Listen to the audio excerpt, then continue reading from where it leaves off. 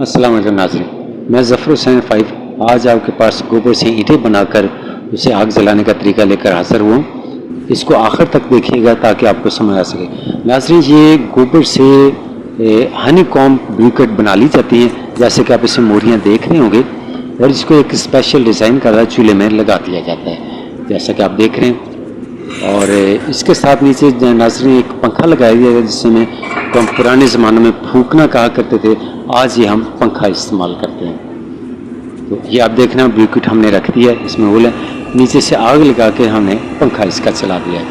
थोड़ी देर में चंद मिनट इसका धुआं निकलेगा, और जैसे ही धुआं ये ख़त्म होगा तो फिर इसमें से गैस निकलना शुरू हो जाएगी। ये आपको पंखे की आवाज़ आ रही होगी नाज़रीन, ये असल पंखा चला दिया गया है जो कि उसको हवा दे रहा है, और हवा के बाद अब ये शोला पकड़ने के करीब है। नाज़रीन, इस साइड में हमने देखें थोड़े से गोबर की ईंटें रखी हैं ताकि वो खुश्क भी रहें और साथ में चलती रहें।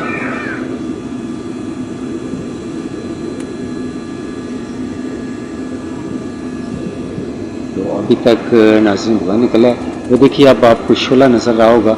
अब इसमें आग पकड़ ली है इसने गोबर के तोड़ने में, और अब ये आहिस्ता आहिस्ता इसका धुआं ख़त्म हो जाएगा और इसके साथ ही शोला बढ़ता जाएगा। ये नाज़रीन आप देख रहे हैं कि बिल्कुल ट्रांसपेरेंट तकरीबन हो चुका है। अब ये गैस की सूरत में ऊपर आ रहा है, और इसकी हाइट तकरीबन यहाँ से 3 फुट तक मैंने ऊपर हाथ रखा था, तेज़ थी। ये चूँकि डे लाइट है इसलिए आपको फ्लेम नज़र नहीं आ रहा होगा, लेकिन बहुत ज़्यादा फ्लेम है। ये नाज़रीन इंतहाई आसान और सस्ता तरीन है। आप जैसे मैं पहले फिल्म में आपको हनी कॉम्ब बनाने का तरीका बता चुका हूँ, और आप मुझसे ये शेयर भी कर सकते हैं, मुझसे गाइडेंस भी ले सकते हैं तो उसका सांचा कैसे बनाया जाता है। ये अब मैंने इसका पंखा थोड़ा सा निकाला था ताकि आपको बता सकूं, और फिर मैंने पंखा लगा दिया।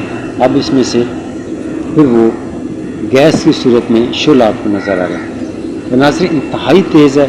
मैंने चीज़ें नहीं रखी, हम तो लोग टोपी ड्रामा करते हैं, पानी लगाते हैं, नहीं, जब शोला आ रहा है तो हर चीज़ वो गर्म करेगा और पकाएगा भी शोला आपको। नाज़रीन ये तकरीबन जो मैंने आपको अभी हनी कॉम्ब दिखाया था, ये तकरीबन 1 से 2 रुपये इसकी कॉस्ट आती है मैक्सिमम। तो ये तकरीबन जो मेरा एक्सपेरिमेंट रहा है, ये तकरीबन 1.5 घंटा ये कंटिन्यूसली चलता है। इसमें आप हल्का करने का, इस वक्त तेज़ बहुत आग तेज़ है, इसको हल्का करने के लिए आप ये इसका पंखा निकाल लें या हल्का कर दें। ये सिर्फ फुल पंखा चल रहा है, और आप इसका शोला भी देख रहे हैं, ये तकरीबन 3 फुट हाइट तक इसका शोला जा रहा है और सेक जा रहा है, इसकी हीट जो जा रही है। इसका आपने शोला कम करना हो तो आप पंखे को बंद कर दें या थोड़ा सा बाहर निकाल दें, हल्की हल्की हवा आती रहे। वही तरीका जो कि हमारा फूंकने का हुआ करता है। As you can see here, the biogas burner is burning cow dung briquette. actually dried cow dung. It's just cow dung or something like that. And this is a very sustainable way to produce heat in remote environments.